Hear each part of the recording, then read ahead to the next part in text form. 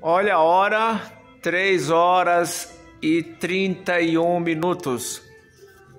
Hoje é dia 24 de dezembro de 2022 e nós estamos aqui, são 3 horas da manhã do dia 24.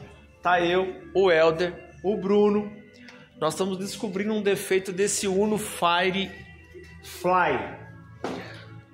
E o barulho que dá nesse motor, pessoal, dá um barulho no comando, uma bateção, parece uma máquina de costura. É somente esse comando aqui, ó. Nós desmontamos o comando e tiramos a polia, chamada polia variável. Olha isso aqui. E olha a sujeira, ó. Para vocês conhecerem a polia, os mecânicos todos conhecem, mas essa é a polia variável, ela vai na ponta do comando. E o que acontece? O óleo passa por dentro desse comando, passa por esse parafuso aqui. Esse parafuso vai dentro, aqui ó, é rosca normal, tá? Pode tirar com a pneumática, olha aqui.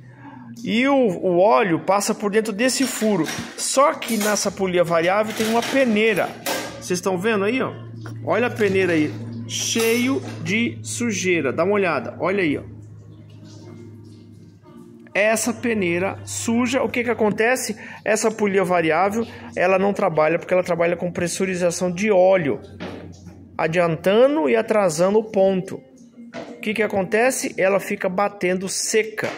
Então esse é o maior problema desse Uno. E olha a dor de cabeça que é para desmontar, para chegar nessa polia variável. Tem que desmontar o motor quase todo. Olha isso. O engenheiro que fez isso merece os nossos parabéns. Os mecânicos amam os engenheiros. Olha isso aqui, gente.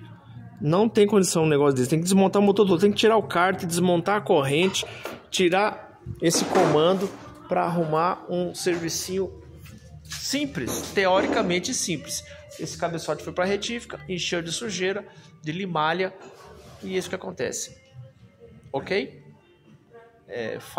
Uno Firefly. Agora nós vamos descansar. Amanhã a gente retorna dia 24. Amanhã não, né? Hoje. Valeu? Mais um vídeo aí da Vanguarda. Um abraço, até.